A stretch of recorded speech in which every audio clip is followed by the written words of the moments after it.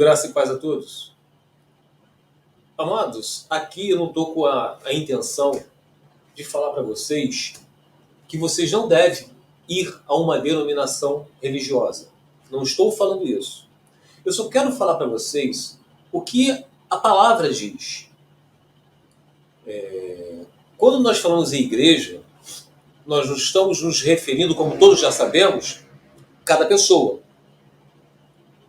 E nós também não podemos negar que no livro de Hebreus fala que não deixemos de nos ajuntarmos, reunirmos, congregar, como o costume de alguns que não congregam. E vamos estudar sobre isso, meus amados. Vou compartilhar a tela com vocês aqui para poder esmiuçar isso melhor. Para a verdadeira igreja, que somos nós. No livro de João, capítulo 4, versículo 21 e 24, nós encontramos o seguinte. A partir do versículo 21. Jesus declarou, o que Jesus falou para aquela mulher samaritana no poço. Crê em mim, mulher. Está próxima a hora em que vocês não adorarão o Pai nem neste monte, nem em Jerusalém. Adorarão, coloquei ali em vermelho. Prestar culto. Adorar é prestar culto. Tá? Então Jesus está falando para aquela mulher, olha, você não está adorando Deus mais na denominação religiosa presbiteriana, Testemunho de Jeová, Adventista de Sétimo Dia, Assembleia, Batista, não. Agora é em espírito e em verdade. Continua assim, ó, versículo 22. Vocês, samaritanos, adoram o que não conhecem. Nós adoramos o que conhecemos, pois a salvação vem dos judeus. Judeus por quê? Porque o templo estava em Jerusalém? Não. A salvação vem através de Jesus Cristo, que ele era um judeu. Então a salvação vem dos judeus. Não é porque existia o templo de Salomão. Não, não é isso. Jesus já havia falado que não vai ser nem lá e nem em Samaria. Não vai ser nem no templo de Salomão, nem no templo dos samaritanos. Não vai ser nem em denominação religiosa alguma. Vai ser em espírito e em verdade. Versículo 23. No entanto, está chegando a hora, e de fato já chegou, porque Jesus estava com ela, em que, preste atenção, meus amados, o que diz? Os verdadeiros adoradores adorarão o Pai em espírito e em verdade. São estes os adoradores que o Pai procura. Hoje, se vocês falar, eu vou para a casa de Deus, na denominação religiosa, isso é uma mentira. É uma mentira. Porque vocês são mentirosos. Porque os verdadeiros adoradores adorarão o Pai em espírito e em verdade. O que Jesus falou quando a gente quiser orar? Entre no teu quarto, onde tiver 2 ou mais de 2, ali estarei no meio de vocês. Então eu entro no meu quarto, só está eu. Jesus falou 2. O Espírito Santo não é uma pessoa? Então, por aí nós vamos entender. Olha, eu não estou colocando nada da minha palavra, eu estou lendo para vocês a Bíblia. Tá? São estes os adoradores que o Pai procura. Deus é espírito. Deus não está em templos feitos por mãos humanas. Deus é espírito. E é necessário que os seus adoradores o adorem em espírito e em verdade.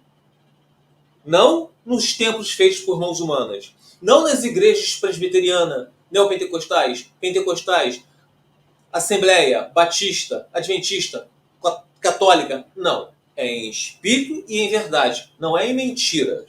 Tá? E aqui eu coloquei Marcos, capítulo 16, versículo 15. Olha o que Jesus disse. E disse-lhes, vão pelo mundo todo e pregue o evangelho a todas as pessoas. O mundo todo. Não é lá em Jerusalém, no templo de Salomão. Não é lá, mas em Samaria. Não é na igreja presbiteriana, não é na igreja assembleiana, não. Pelo mundo todo. E pregue o evangelho a todas as pessoas. Continuando aqui. Não deixemos de reunirmos como igreja, segundo o costume de alguns, mas encorajemo-nos uns aos outros, ainda mais quando vocês veem que se aproxima o dia. Então, reunirmos como igreja. Aqui agora no livro, você no livro de Marcos, ó, vão pelo mundo e pregam o evangelho a todas as pessoas. Quando vocês vão às pessoas, vocês estão fazendo o quê, meus amados? Vocês estão encorajando uns aos outros. Vocês estão congregando com as pessoas. Estão se ajuntando com as pessoas. Vão pelo mundo todo e pregam os evangelhos a todas as pessoas. Vocês vão na sua casa, pregam o evangelho. Vocês vão pelos vizinhos, pregam o evangelho. Vocês vão para uma denominação religiosa que não é pecado, pregam o evangelho. Vão ao mundo todo. Então, repetindo, não deixemos de nos reunirmos como igreja. Não em igreja, como igreja. Segundo o costume de alguns, mas encorajemo-nos uns aos outros, ainda mais que vocês veem que se aproxima o dia. Se continuarmos a pecar deliberadamente, depois de recebermos o conhecimento da verdade, já não resta sacrifício pelos pecados. Por que está falando isso aqui? Depois de recebermos o conhecimento da verdade. Ó, pregue o evangelho a todas as pessoas. Então vocês pregam o evangelho à pessoa. Ela passa o quê? A conhecer a verdade, que a verdade é Cristo. Então, se depois disso ela continuar deliberadamente a pecar, deliberadamente é o quê? Continuamente praticar o pecado, que pecador todos nós somos. Recebeu o evangelho, conheceu a verdade. E se ela continuar na prática do pecado, já não resta mais sacrifício por ela, pelos seus pecados. Mas tão somente uma terrível expectativa de juízo e de fogo intenso, que consumirá os inimigos de Deus. Aqueles que receberam o evangelho, porque nós temos que fazer o quê? Não é ficar numa denominação religiosa, é pregar o evangelho a todas as pessoas. E ela continua a praticar o pecado. O que resta para ela é o juízo e do fogo intenso, que consumirá os inimigos de Deus. Isso está em Hebreus, capítulo 10, versículo 25 ao 27. Continuando aqui, meus amados. Todo aquele que pecar sem a lei, sem conhecer, não tem a lei para dizer o que é pecado e o que não é. Sem a lei, mesmo sem saber, na ignorância, perecerá.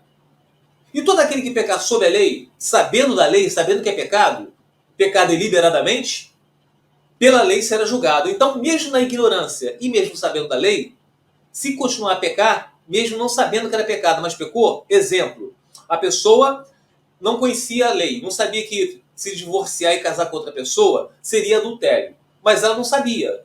Ela se divorciou e se casou com outra pessoa. Não deixa de ser um adúltero só porque a ignorância dela dizia, ela não sabia.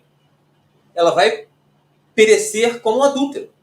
E a pessoa que sabe que é adultério, você se divorciar do seu cônjuge e se casar com outro, mesmo você sabendo, você também perecerá.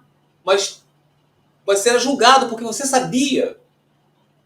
Porque não são os que ouvem a lei que são justos aos olhos de Deus, mas os que obedecem à lei. Que pecado não deixa de ser pecado porque você estava na ignorância.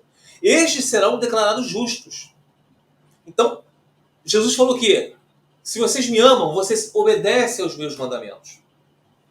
Isso está em Romanos, capítulo 2, versículo 12 ao 13. E para finalizar, meus amados, João, capítulo 4, versículo 14. Mas quem beber da água que eu lhe der, nunca mais terá sede.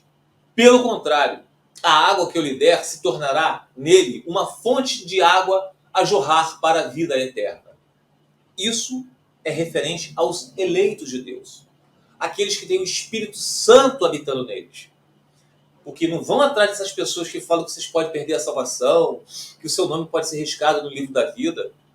Primeiro que se você voltar a praticar o pecado, o seu nome nunca esteve escrito no livro da vida. Amados, era isso que eu queria falar para vocês.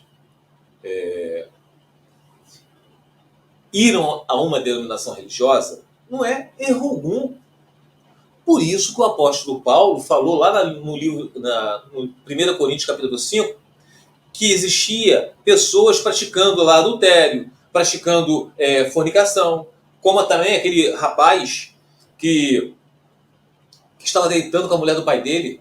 O apóstolo Paulo falou o quê? Não continue esse rapaz aí no meio de vocês, porque Deus é amor. Não! Expulsa esse perverso do meio de vocês. Vocês estão entendendo? E o apóstolo Paulo não estava falando de uma igreja, uma denominação religiosa, não. Estava falando na reunião dos santos, na congregação dos santos. Mas vamos acordar para a vida. Vamos ler as escrituras. Vamos entender. Não cai nessa balela que diz, se você não frequenta uma denominação religiosa, você é um desigrejado. Desigrejado é quem não tem Espírito Santo. Dentro dessas denominações religiosas estão cheios de desigrejados, estão cheios de joios. Tá bom? Fiquem os irmãos na paz do Senhor Jesus.